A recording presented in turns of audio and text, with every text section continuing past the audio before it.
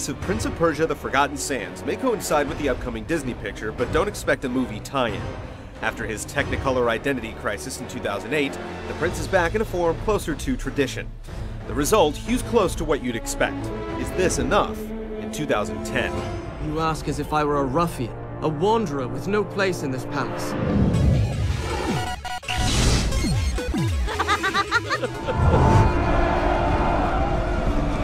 On a journey to visit his brother so he could learn a thing or two about statecraft, the prince arrives to find his kingdom at war.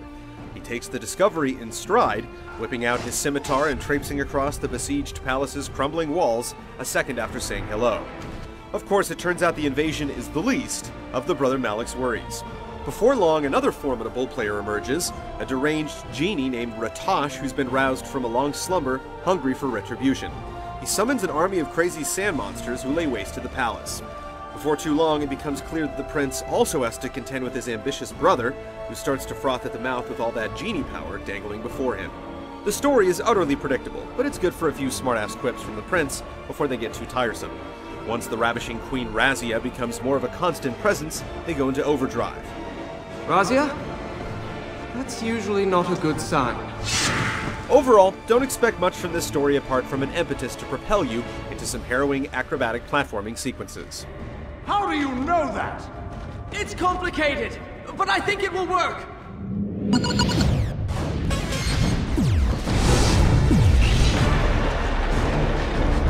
You'll spend the bulk of your time in the Forgotten Sands hurtling through elaborately designed environments with an increasingly complex arsenal of movement abilities. In earlier Prince of Persia games, a large part of the challenge involved puzzling out your path. That element is much less pronounced now. You'll usually figure out which series of poles, handholds, and columns will get you where you need to go soon after the establishing shot. This time around, it's more about actually executing the crazy acrobatics. As you progress through the game, you'll acquire powers to help you deal with increasingly complex obstacle courses.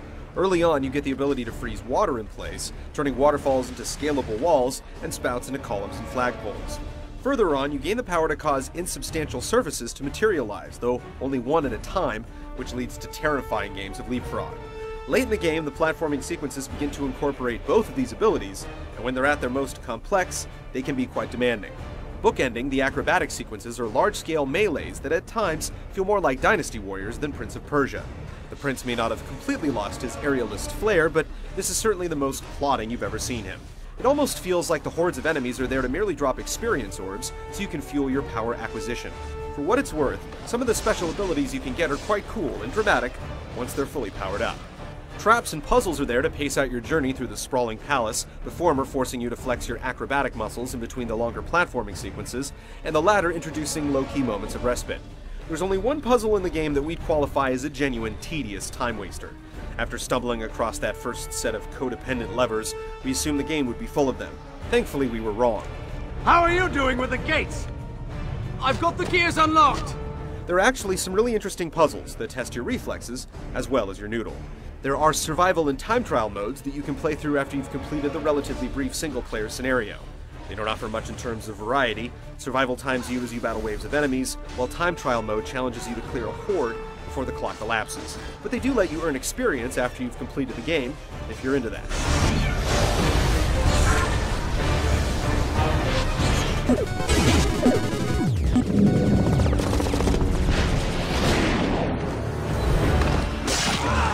To its credit, The Forgotten Sands often makes you feel like your hands are working faster than your brains when it comes to some of the more complex acrobatic sequences.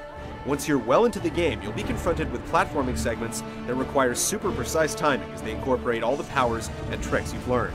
Scaling frozen waterfalls and playing leapfrog as you cause phantom platforms to appear and reappear is only the beginning. Most of my days in the throne room, I was trying to sneak away. If you thought the previous Prince game was too easy due to the unlimited retries, you'll learn to cherish the energy orbs that allow you to turn back the clock this time around. Failure usually means restarting at a checkpoint that's seldom too far back, but oftentimes you'll have gotten past the intervening sequences by the skin of your teeth. The combat feels pretty subdued in comparison. You feel accomplished enough with your slim repertoire of attacks, stuns, and aerial moves, but it quickly becomes apparent that you can simply mash your way through most fights. There's some variety to the enemies. You'll have to kick enemies with shields before you can kill them, for instance, but for the most part, you can breeze through the hordes by mashing your attacks and dodging when you see a big guy telegraphing his blow. we were hoping for a bit more from the prince's grand return.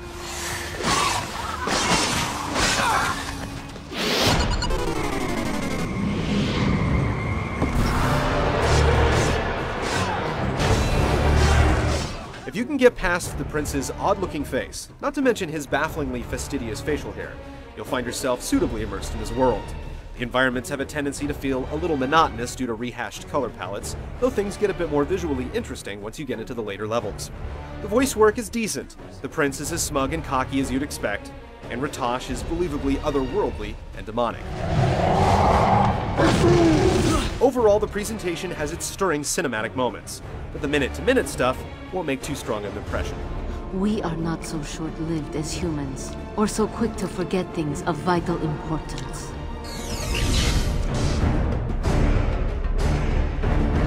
Prince of Persia: The Forgotten Sands is serviceable enough, but a grand return to form it isn't. Frankly, it feels a little warmed over. If you've been pining for a Prince of Persia game that's closer to what you played last generation, this one will do for a rental. Here's to a more proper return to follow soon.